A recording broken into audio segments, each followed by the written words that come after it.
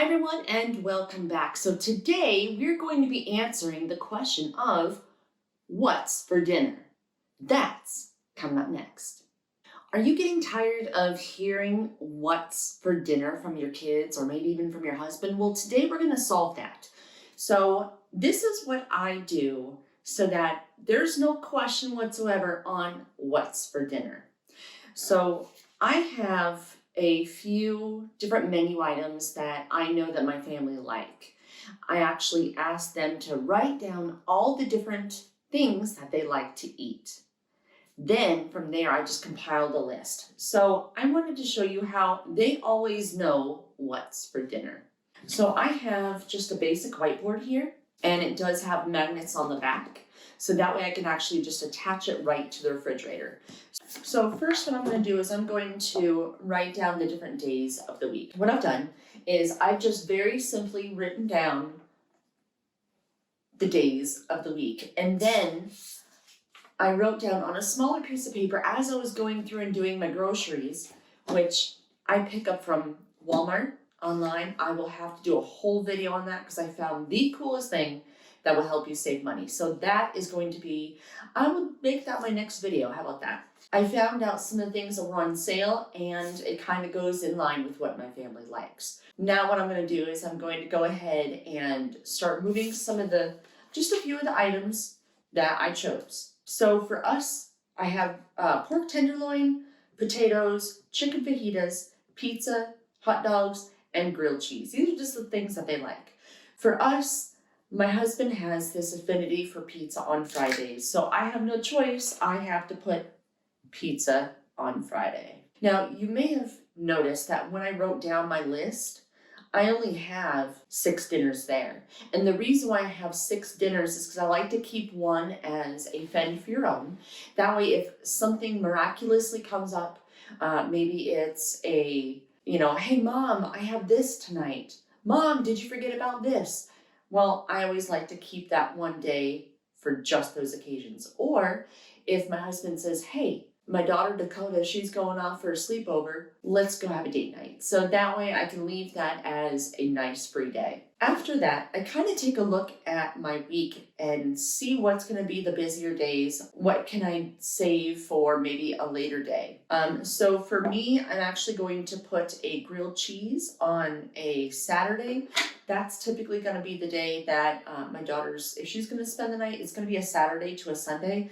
So I'll either do a grilled cheese on a Saturday or on a Sunday. To me, it doesn't matter. I will probably put a grilled cheese here on Saturday because my daughter doesn't really care much for grilled cheese. But that's like the one thing that my husband was really excited about for this week. So, all right. So I have my grilled cheese on Saturday. All right. So my daughter loves hot dogs.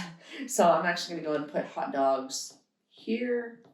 That's what we're having tonight, is hot dogs and macaroni and cheese. All I really have left here is pork tenderloin, potatoes, and chicken fajitas.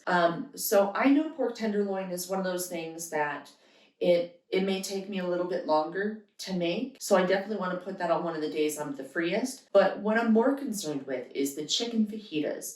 So with that, I had to buy bell peppers. So I don't want those to be gross by the time I use them. So I want to use those first. So Monday, we're going to have chicken fajitas. So now I have my pork tenderloin and my potatoes. So my potatoes, those will actually take, because of the way I make them, it's going to take about 2 hours to go and make. Yeah, I know it's a long time, but trust me, they come out wonderfully. I'm going to have a lighter day on Wednesday, so I'm going to be putting my potatoes there. Tuesday, I think is going to be a great day for pork tenderloin. So all I have left is Thursday, and that's going to be in the middle of the week. That seems like a great day to do a fend for your own. That is the whole week mapped out.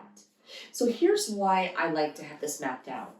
Since we know what we're going to be having for dinner the next day, it's going to be important that if it's something like a pork tenderloin, chicken fajitas, or something that needs to come out of the freezer to de-thaw, then what we need to do is that night, as part of our before bed routine, we need to move that meat over into a refrigerator, something that's going to help start that defrosting process.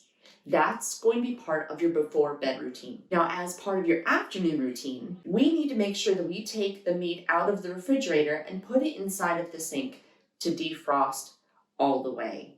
So you don't want to do this too early because you don't want to have bacteria and all sorts of grossness happen, right?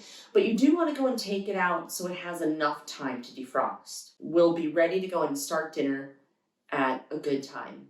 Plan that out with your family. So if you know that everyone starts to come home around 5 o'clock, are they immediately hungry and they're going into the pantry for something?